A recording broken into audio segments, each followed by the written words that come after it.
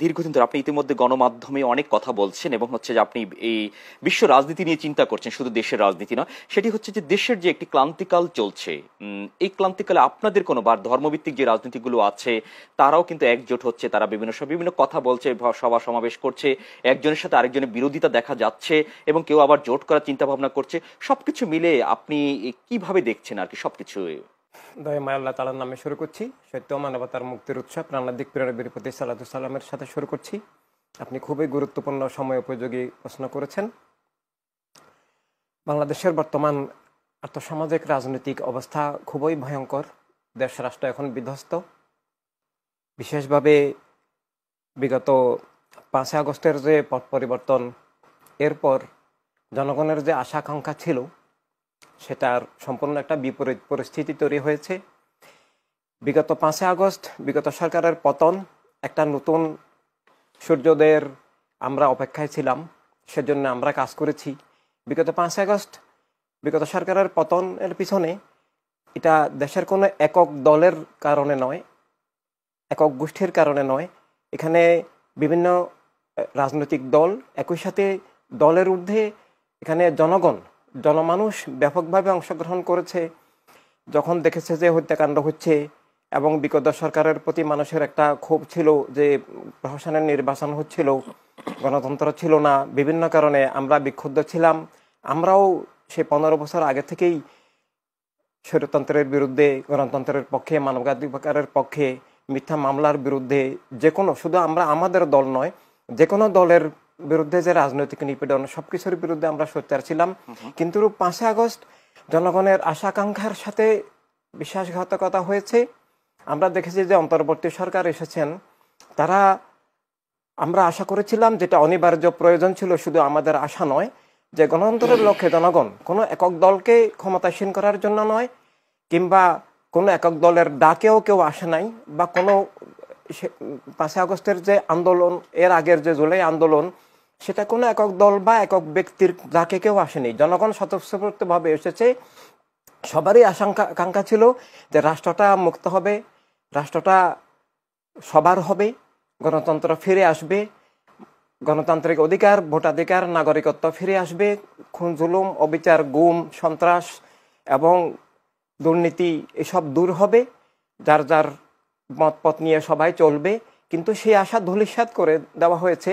আমরা দেখেছি এই সরকার ক্ষমতায় আসার পর ধর্মের নামে অধর্ম, উগ্রবাদী, জঙ্গিবাদী সাম্প্রদায়িক দলগুলোকে পৃষ্ঠপোষকতা দিয়ে, রাষ্ট্রীয় প্রশ্রয় দিয়ে, কয়েকটা দলকে নিয়ে সংলাপ করে তারা পক্ষপাতদুষ্ট হয়ে গেছেন। তারা সবার সাথে জনগণের প্রতিনিধিত্ব করে এমন রাজনৈতিক দল, পেশাভিত্তিক দল কারোর সাথে আলাপ না করে তারা একচেটিয়া তাদের মতবাদ চাপিয়ে দিচ্ছেন এবং তারা দুর্নীতিকে প্রশ্রয় দিচ্ছেন। ক্ষমতায় থেকে তারা নিজেরা একটা দল তৈরি করে, দুর্নীতির বরপুত্র, দুর্নীতির ধারক একটা দল তৈরি করেছেন, যাদের দুর্নীতি, যে দলের উপদেষ্টাদের দুর্নীতি এখন একেবারেই প্রকাশ্য দুর্নীতি নয়, তারা খোলামেলা ডাকাতি করছেন, তার অনেক প্রমাণ আছে।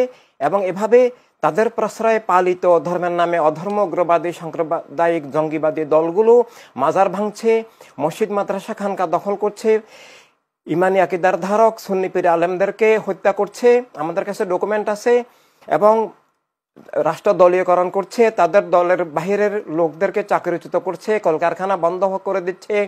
এভাবে অর্থনীতি ধ্বংস হয়ে গেছে, সামাজিক নিরাপত্তা ধ্বংস হয়ে গেছে, মব সন্ত্রাস হচ্ছে, মা বোনদের উপরে জুলুম হচ্ছে।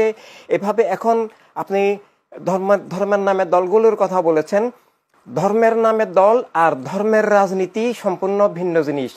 ধর্মের নামে অনেক কিছুই পৃথিবীতে চলে। ইসলাম এবং অন্যান্য ধর্ম, কোনো ধর্ম বলে নাই রাষ্ট্র এক ধর্মের নামে হবে।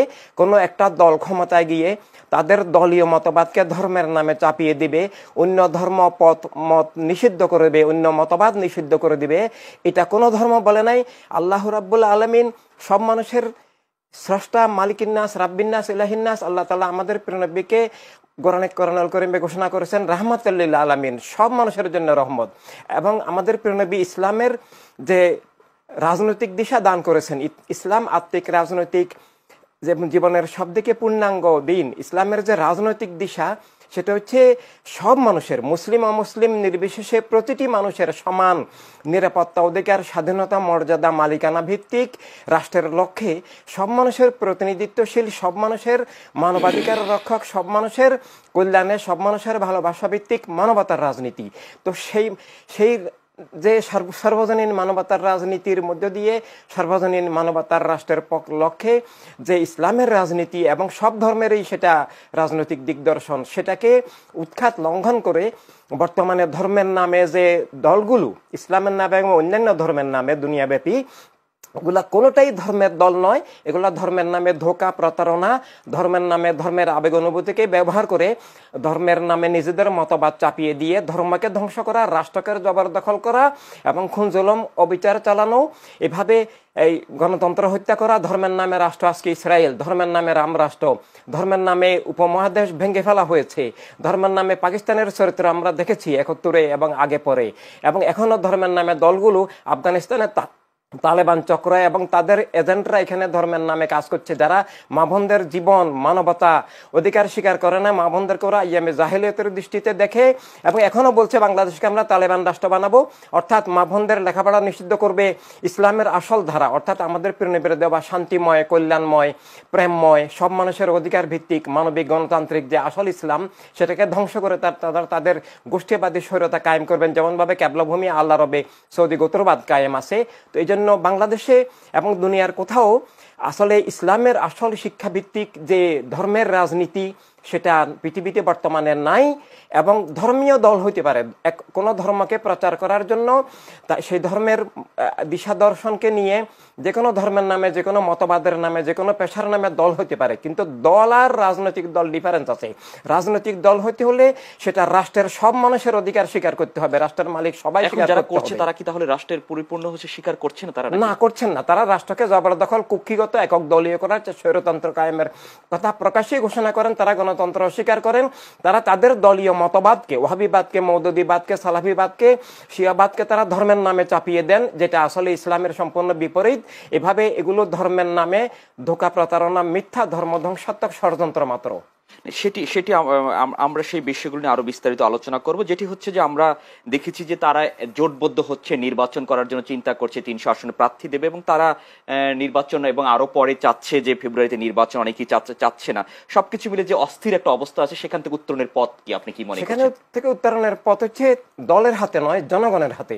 জনগণ যদি রাষ্ট্রকে রক্ষা করতে চায়, জনগণ যদি বিবেচনা করে যে আমি যে কোনো ধর্মের একজন অনুসারী বা ধর্মের মূল্যবোধের ধারক হিসাবে, একই সাথে আমি যে ধর্মেরই হই, আমি মানুষ হিসাবে আমি মানবতার পক্ষে, জীবনের পক্ষে, রাষ্ট্রের পক্ষে, গণতন্ত্রের পক্ষে, সবার পক্ষে যেটা কল্যাণকর আমি সেটাকে গ্রহণ করব, যেটা জীবন মানবতার বিরুদ্ধে, সত্যের বিরুদ্ধে অকল্যাণ, সেটাকে আমি পরিহার করব। জনগণকে ভালো মন্দ বুঝে ধর্ম বলতে শুধু ইসলাম নয়, যার যার ধর্ম, ধর্মীয় স্বাধীনতা, জীবনের নিরাপত্তা, জীবনের অধিকার এবং রাষ্ট্রীয় নাগরিকত্ব, ভোটাধিকার এবং অর্থনীতি, জীবন, রাষ্ট্রীয় হক, রুটি রুজি, কিভাবে কোন রাজনীতির মধ্য দিয়ে সেটা সুনিশ্চিত হতে পারে, আর কারা ক্ষমতায় গিয়ে অতীতে খুন জুলুম করেছে, স্বৈরতন্ত্র কায়েম করেছে, রাষ্ট্রকে দলীয়করণ করেছে, ধর্মের নামে অধর্মগ্রবাদ কায়েম করেছে, কারা এখনো চেষ্টা করছে, জনগণকে বিবেচনা করে সেটা বুঝে